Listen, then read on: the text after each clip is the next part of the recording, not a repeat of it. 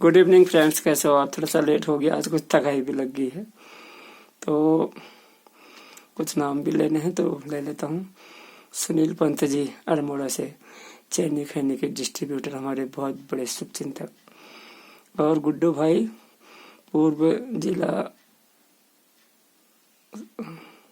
क्षेत्र पंचायत सदस्य सुबह से।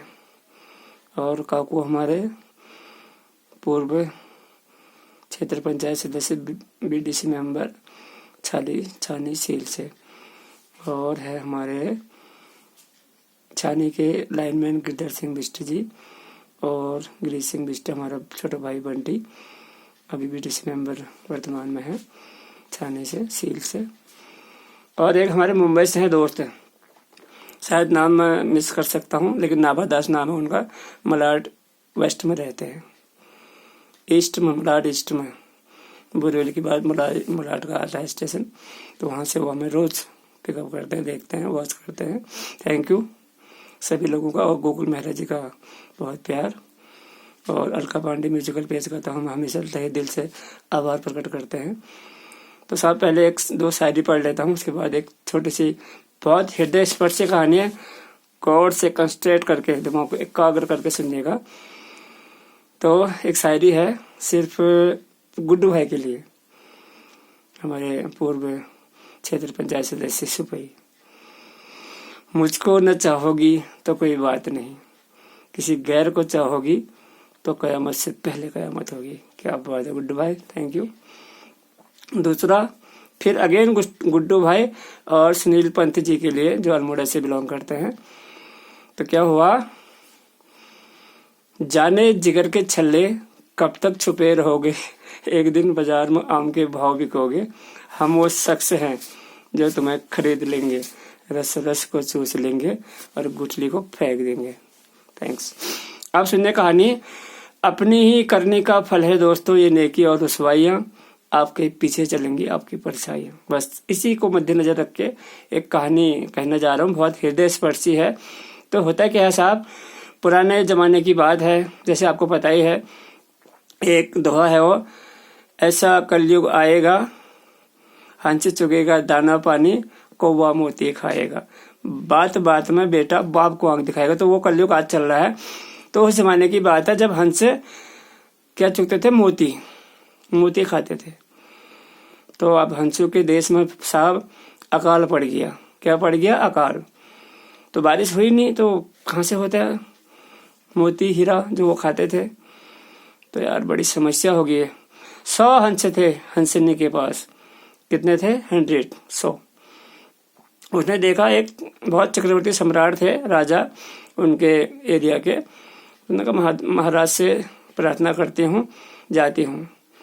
तो आई, फिर हाथ जोड़ जोड़ के रिक्वेस्ट करी कि ए राजन थोड़ा सपोर्ट कीजिए, थोड़ा सहायता कीजिए। उन्होंने बताओ व्हाट डू यू वांट, आप क्या चाहते हो? उन्होंने कहा हमारे वहाँ तो पड़ गया अकाल, मेरे 100 बच्चे हैं, मेरे 100 बच्चों को आप तब तक देखभाल कर दीजिएगा जब तक हमारे वहाँ बारिश ना हो, हमारे वहाँ मोती उगना शुरू ना हो जाए, क्योंकि हम मोती ही चुगते हैं। उन्होंने कहा कोई बात नहीं बहन, रख दीजिए। बहुत खुशी खुशी रख दिए साहब। क्या रखे? 100 हंस राजा के संरक्षण में। तो दिन बीतते चले गए, 2-3 महीने बीत गए, बहुत अच्छा समय चल रहा था। एक दिन क्या हुआ, सडन जो राजा के रसोई थे 4-5 तगड़े तगड़े मुस्टंडे, वो ताश खेलते रह गए या फिर लूडो खेलते रह गए, आई डोंट नो क्या कर रहे थे, भूल गए कि यार आप सब्जी क्या बनाए। अब राजा का वो था खाना पीना, तो एक नहीं 4-5 प्रकार की सब्जियां, उतनी प्रकार के व्यंजन बनते थे। उन्होंने कहा यार आप मीट का तो आज शिकार का तो कोई प्रबंध है ही नहीं, कहाँ से लाए, क्या करें। बहुत एक तो शाम होगी, उन्होंने कहा हम कोई आखेट भी नहीं कर सकते, आखेट का मतलब शिकार नहीं खेल सकते, नहीं तो कोई पकड़ लाते। और फिर एक ने सजेशन दिया, उसने कहा वो है तो सही 100 हंस एक काट दे, क्या पता चल गया। उन्होंने कहा नहीं यार, फिर बाद में फिर चलान होगा, बहुत तगड़ा पनिशमेंट देगा, राजा खतरनाक है। उन्होंने एक काट दे, कोई दिक्कत नहीं। उन्होंने कहा मरता क्या ना करता साहब, एक हंस का बच्चा काट दिया। और जब बहुत अच्छी बनाई मीट करी जो है, जिसको हम चिकन बोलेंगे, मटन बोलेंगे, तो बनाया। राजा ने जो खाया उन्होंने कहा वाह यार वाह, माइंड ब्लोइंग साहब, क्या बनाया था आज आपने। उन्होंने कहा क्यों राजा साहब, कोई गलती होगी क्या रसोई ने। उन्होंने कहा गलती कहाँ, इनाम के काबिल है भाई साहब, लो। सटक से एक माला निकाले, पकड़, टेक इट, रखिए, ग्रहण कीजिए, मजा आ गया। अब बता दो क्या बनाया था। उन्होंने कहा ना साहब हम नहीं बता सकते, जान पे बन जाएगी। उन्होंने कहा ला अभय दान दिया। अभय दान का मतलब तेरी मृत्यु माफ कर दी, चलो अब बताओ। बता दिया डरते डरते। उन्होंने कहा साहब आज हम थोड़ा सा बिजी हो पड़े, तो ध्यान से टप गया, फिर हमने देखा क्या करे, तो एक हंस का बच्चा काट दिया। उन्होंने कहा हंस का बच्चा काटा है, थर कामने लग गए वो। कौन, रसोई। राजा ने कहा भाई मजा आ गया, वो तो कितने हैं, 100 हैं, तो एक रोज काटो, no problem, I don't care, मुझे कोई परवाह नहीं, काटो आप। हो गया रसोई को आराम हो गया साहब।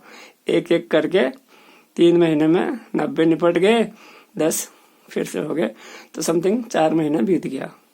3 तो पहले बीत गए थे, अब 7 महीने बीत गए। और वहां बारिश भी होगी हंसों के देश में। अब राजा बैठा था अपनी बालकोनी में, देखा हंसनी उछलते कूदते फांदते आ रही है, बिल्कुल खुशी से अपने बच्चों को पिकअप करने के लिए। अब राजा ने देखा, दूरदर्शी तो था, राजा था, चक्रवर्ती सम्राट था।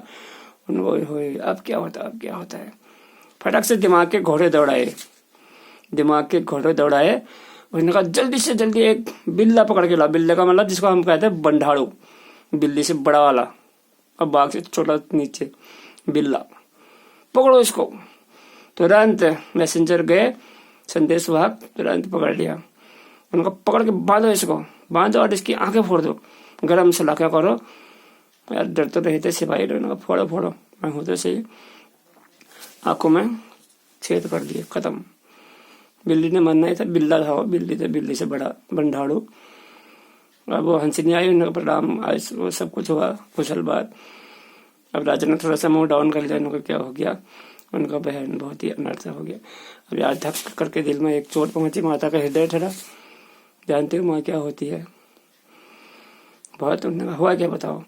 उन्होंने कहा ऐसे पता चला, एक एक करके तेरे सारे बच्चे इसने खा दिए, अभी पता चला, और मैंने इसको पकड़ के पनिशमेंट दिया है, मैंने इसकी आंखें अंधी कर दी है। कभी जिंदगी में मर तो गया है लेकिन अंधा भी है। ओहो, हंसनी के दिल पे ऐसा आघात पहुंचा, बहुत देर छटपटाई, दे दिया शराब।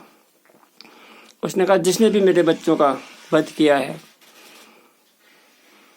तो वो अगले जन्म में अंधा ही पैदा होगा, बस।